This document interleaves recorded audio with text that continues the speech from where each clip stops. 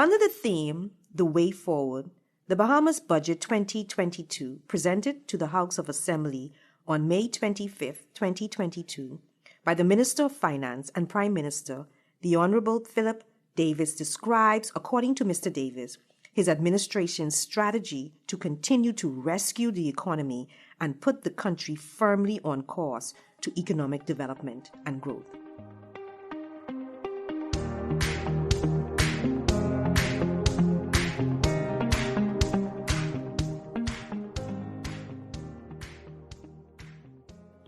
Hello, everyone, and welcome back to another episode of CFAL Talks.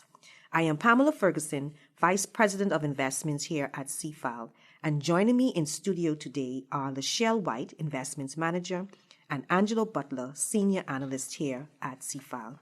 In today's episode, we will discuss Bahamas Budget 2022 announcement and summarize the key highlights presented by the Minister of Finance and Prime Minister, Mr. Philip Davis. So as I mentioned, the theme for Budget 2022 is the way forward, and according to the Minister of Finance and Prime Minister, Mr. Philip Davis, this budget will put the country firmly on course to continue to rescue the economy. What are some of the general highlights in Budget 2022? Well, the Prime Minister started off by announcing a pay raise for civil servants.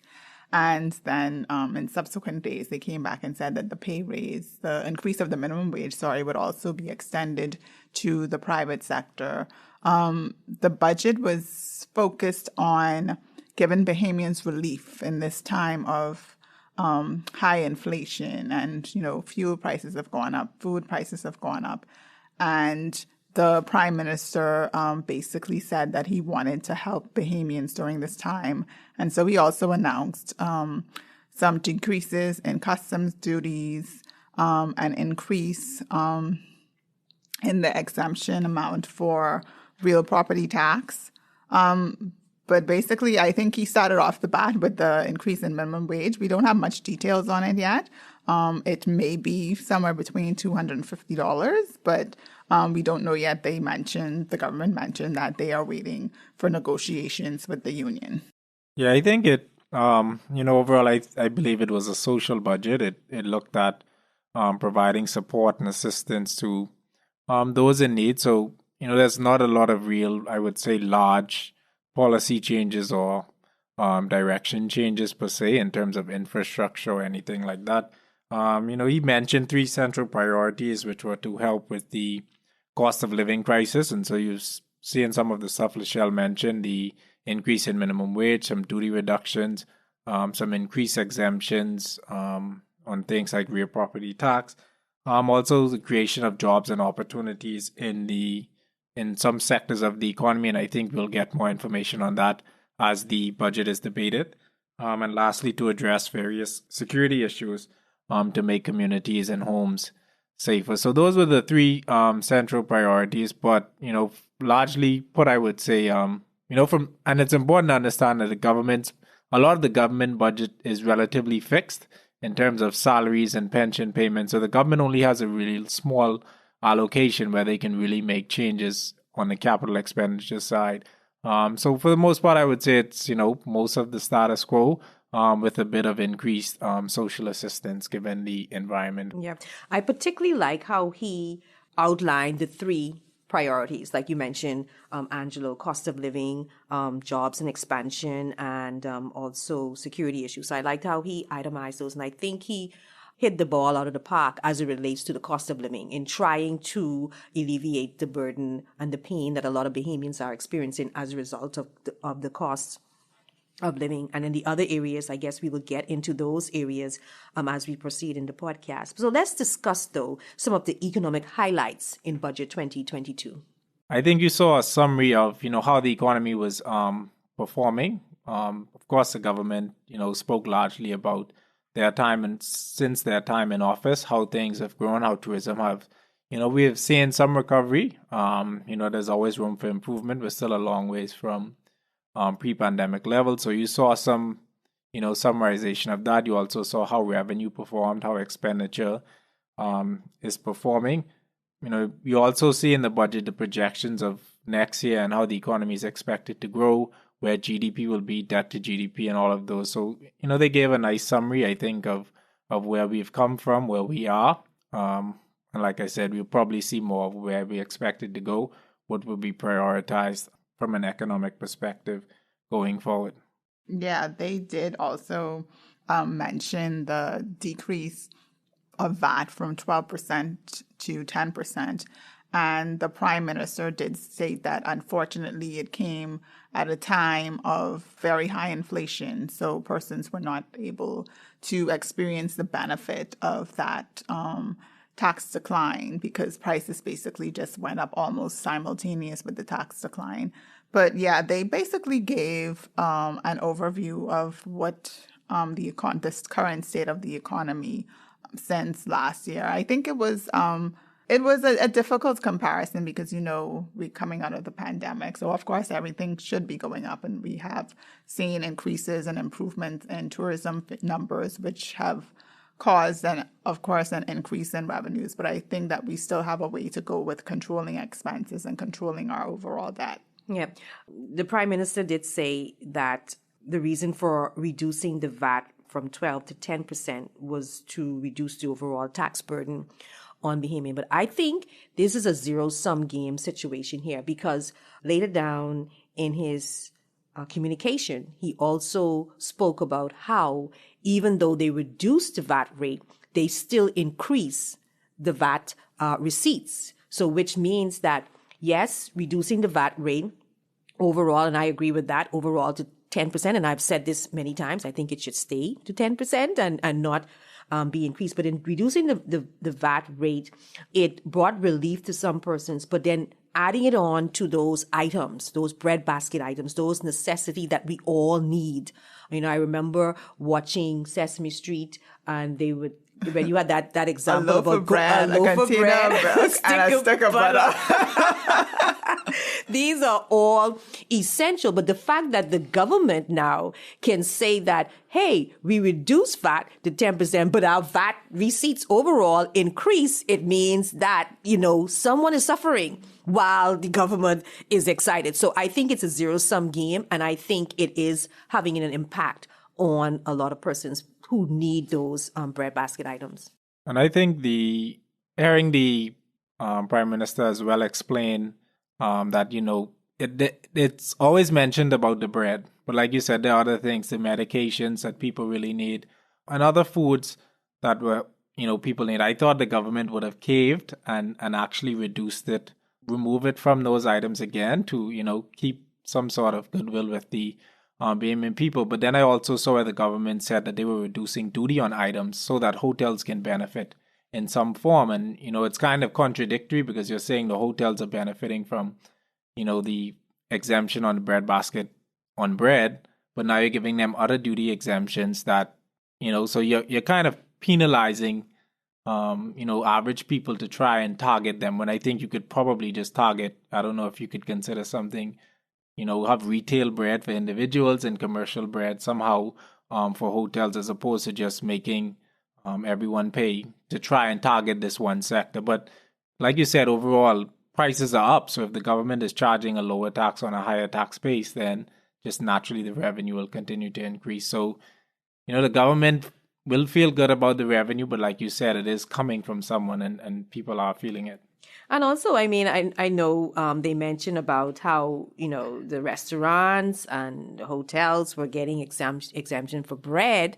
And so now they are getting their fair share from these persons. But then what happens then is the price of these products will go up. And so the small man or the average Bahamian still suffers because now they walk into an establishment that's selling bread and the price for that product or that food item is definitely going to be increased because of the added taxes. Another area I want to mention on the state of the economy is the government is excited that for the 9 months that they were in office, that the debt to GDP number has declined from a little over 100% under the previous administration to 87.5%.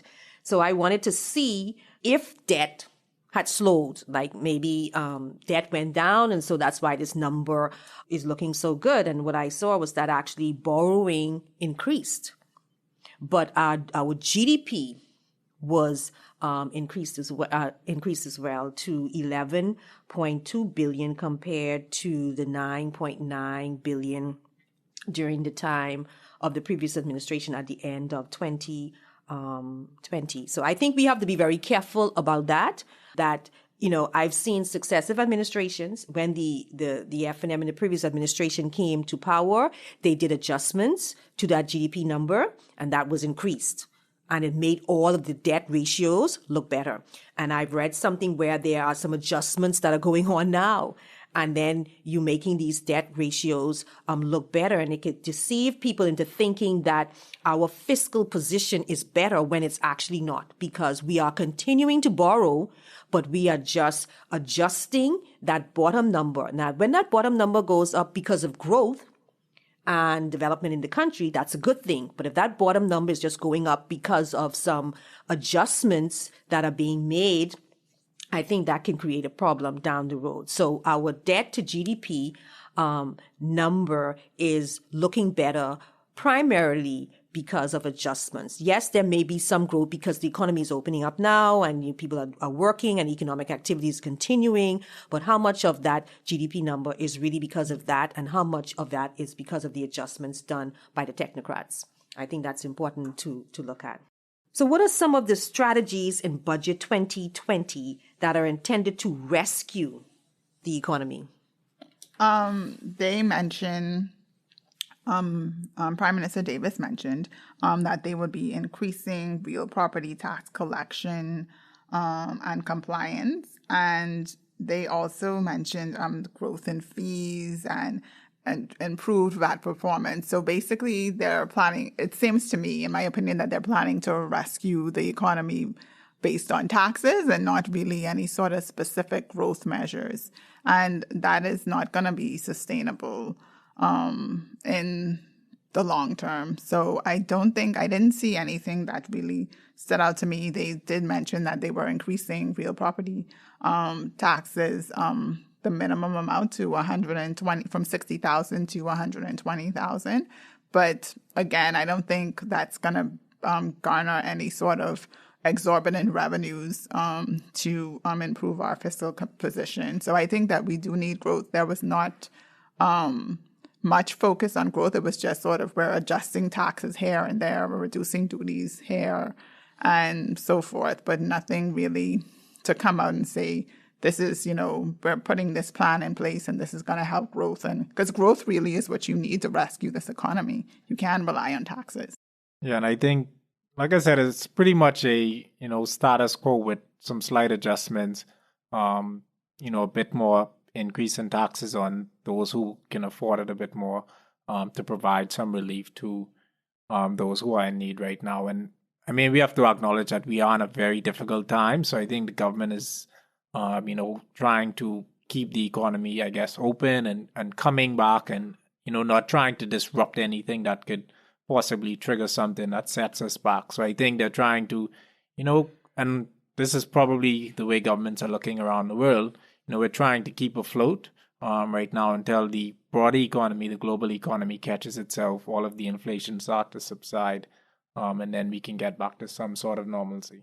And I think it's also important to note that the Prime Minister and Minister of Finance, Mr. Davis, did say that even though Budget 2022 represent important initiatives, it does not represent all of their efforts. So I will be listening with keen ears to determine what the other ministers are putting forward to rescue our economy. And I think that's how we have to look at these budgets. This is just an announcement by the Prime Minister, or what we call it, the communication by the Prime Minister, almost like the frame. And so then we have to listen out for the other ministers to go get into the meat of stuff. What additional measures are you going to bring forward to really, and our economy needs rescuing, to really rescue this economy? Because if our fiscal position is not at the best place, then all of these social initiatives that we are doing will come for naught, because we cannot continue to borrow and rack up debt for non-productive assets. We have to borrow. If we're going to borrow, we need to borrow for those things that will help us generate revenue down the road to continue to support these very important social initiatives. So, speaking about social initiatives, what are some of the social support highlights in Budget 2022? The Prime Minister mentioned increased pension support for senior citizens, and he also stated that funding for NGOs would be increased by 10% across the board. And for religious organizations, properties they won't have to pay; they'll be exempted from paying value-added tax on their properties. So those were the ones that he mentioned in the budget. I think, like Angela mentioned, this is basically a budget of social support. We're going to increase the minimum wage. We're going to provide support in social services. So I think that basically right now, it is, like you say, Pam, it is a rescue budget. So you're trying to rescue people. But if you say that this is the way forward, I don't think that we're going to, if the future is not looking bleak, if this is the way forward. I think that this is a good budget of right now, but we are going to have to come up with some newer ideas in order to fully rescue this economy. And on that exemption for religious organizations, trade unions, civic organizations, burial society, I am hoping that the Ministry of Finance will, because I get the impression that they were accruing real property taxes for these organizations or their properties. So I'm hoping that they back that out of that. And then I don't know why religious persons appear to not want to pay taxes. The Bible says to render to Caesar what is Caesar's. So I think you need to pay your way. Maybe not as much as other persons in society or companies that are generating a revenue on a consistent basis. But I don't think it should be a problem for the people of God to want to pay taxes. Yeah, I guess too, if you there too, you could provide incentives to say, instead of paying property tax, if you provide community programs or, you can show where you're doing things in the community, then perhaps it offsets. But one social support thing I noted was the RISE program that keeps getting mentioned, right? Whereby they want to transfer persons' funds to an account or some sort of card rather than the pick up a package type of thing. But I think the problem is we've been hearing that will be introduced since the election. And, if you increase the VAT and you said, okay, if you added the VAT back on breadbasket medicines, if your plan was to transfer funds to those who really need it, you should already have had that in place rather than, because right now these people are at the mercy of what's going on. And a lot of people are on social media and so forth complaining about it. So, I think you need to get that going now. A lot of people say they don't go to social services now because they don't give you anything. It's much more difficult than when the food program was around. So, we keep hearing we will introduce the RISE program, but I think you need to get that in place as quickly as possible. And I think they need to have proper accounting for that program, because what we tend to see is that when you have these government controlled or government initiatives, money goes missing. You can't find records. They're not a proper accounting. And I think at the end of the day, it defeats the purpose. When you want to take scarce resources to really help, it ends up that the people that need the help don't get the help that they need, but then we are short on the money. So I really believe that when they bring this program out, they should have proper accounting to go along with the program. So, Lachelle and Angelo, what are some of the tax highlights in budget 2022? I know we mentioned some, but what other tax highlights did the Prime Minister and Minister of Finance, Mr. Davis, mentioned? Well, Mr. Davis spoke about improving the revenue enhancement unit. I think this is a popular one. We've heard it before. We're going to improve the revenue so we can collect more taxes. Again, taxes are not going to grow the economy.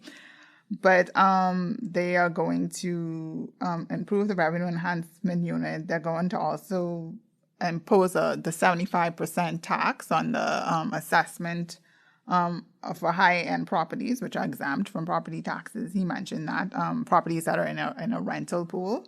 And I think that he spoke about the taxes on the yacht. He did mention that they would be reducing custom duties on certain items, but he didn't get into any sort of detail. So I guess we'll have to wait until the budget debate to see what exactly those items are.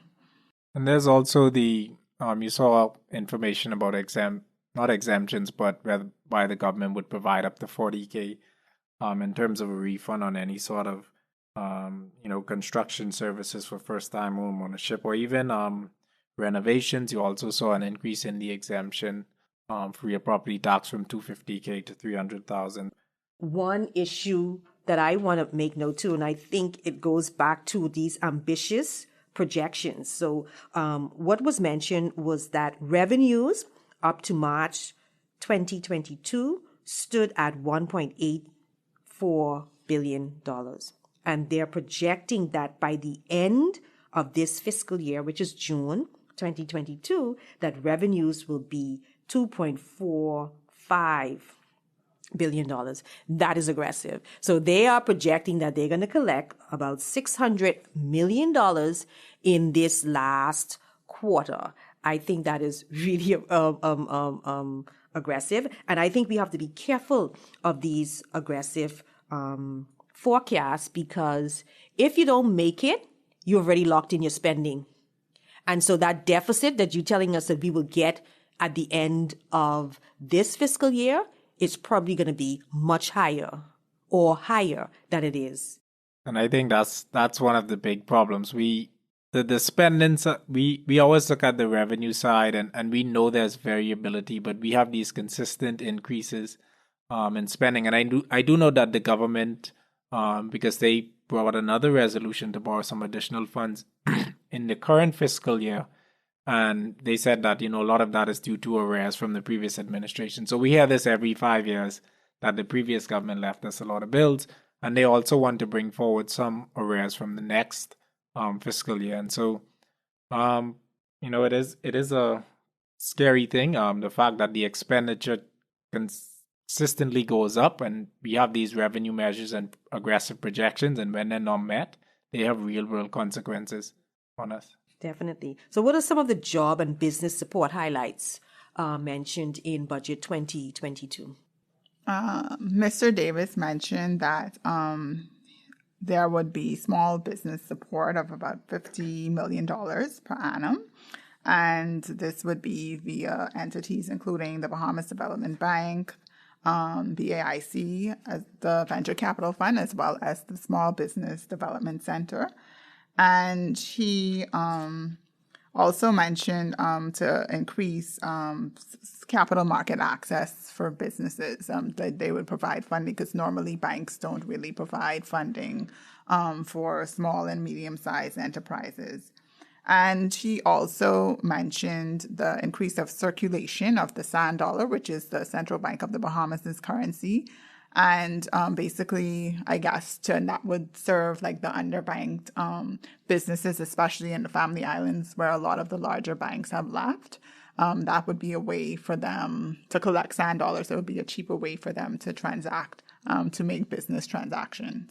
And I think on the job side, you hear some of the large projects. I think that's the bread and butter for the government from a jobs perspective. The renovation of the Grand Lucayan, the Carnival Cruise Port, the hospital that they expect to build in Grand Bahama, the Grand Bahama Airport. And so I think the jobs thing will continue to be driven by foreign direct investment and those, anchor type projects. We spoke about the importance of key infrastructure in order to spur economic growth. Did you see any of those infrastructure highlights in Budget 2022 that will lead to an increase in economic growth? Well, he did mention the Family Island Fund, which I thought was very interesting. And I think that that's a long time coming, because we have basically taken revenues out of the Family Island and just sort of left them to rot.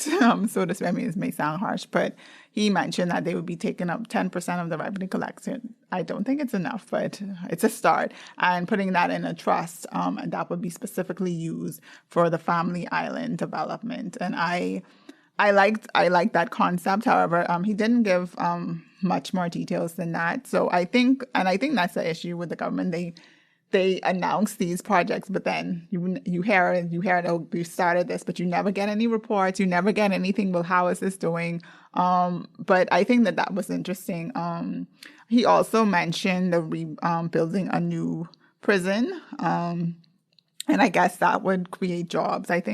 I'm not sure how. I think the old prison is very, very old. So I think that that's a good thing, and that perhaps create jobs and have more opportunities to, instead of just having people locked up, you could have more opportunities for them to actually, learn skills and everything while they are in prison. So those are two that stood out to me. And I think you'll have to, when the Minister of Work speaks on his contribution, see exactly where that funding is go. We tend to call a lot of things capital expenditure that are not really cosmetic. Yeah, like painting or doing landscaping at some building. That's not really capital expenditure. So be interesting to see like what they prioritize. I know the former government, you saw like a lot of bridges and family island type of infrastructure. So it'll be interesting to see where this government goes from an infrastructure perspective. I agree, because I noticed that so far for this fiscal year up to March 2022, they are under their budgeted amount for capital expenditure. And I think in the Progressive Liberal Party's 10-point plan, they stress that they would use the capital expenditure allocation for real capital expenditure projects that will generate revenue and generate income down the road. So I'm hoping that, like Angelo mentioned, when the Minister of Works makes his presentation and the other ministers, we will see where they will use up the money in the capital expenditure for real infrastructure projects that will generate revenue down the road. So did you see anything in Budget 2022? Any highlights on reforming for the healthcare crisis and the education crisis that we are experiencing today?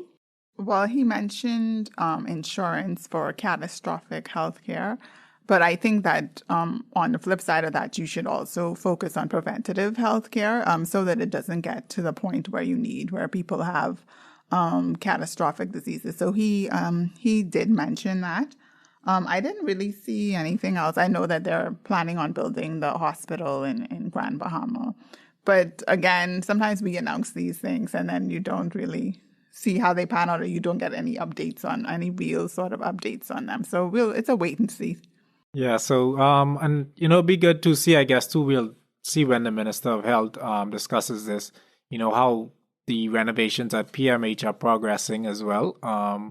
There seems to be a current bed shortage, and COVID has not really had that hospitalization effect, but we're still backed up, and so I guess too we'll see where they're going, in terms of renovating clinics, PMH, whether they're gonna just continue to expand that, or as they promised or suggested, build some new hospital in both Grand Bahama and New Providence.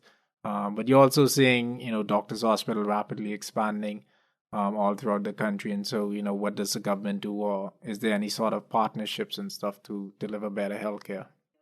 Lachelle and Angelo, we have come to the end of another episode of CFAL Talks. Thank you so much for contributing to this discussion. As we conclude, I want to make note of Mr. Davis's statement that even though Budget 2022 represents an important part of the government's overall strategy to grow the economy, it does not represent the entire effort. So maybe the thing that you desire, audience, to be addressed was not mentioned in the Minister of Finance and the Prime Minister Davis's Budget 2022 announcement. Hopefully, if it is important and essential to advancing our economic development and during debate that will begin this week.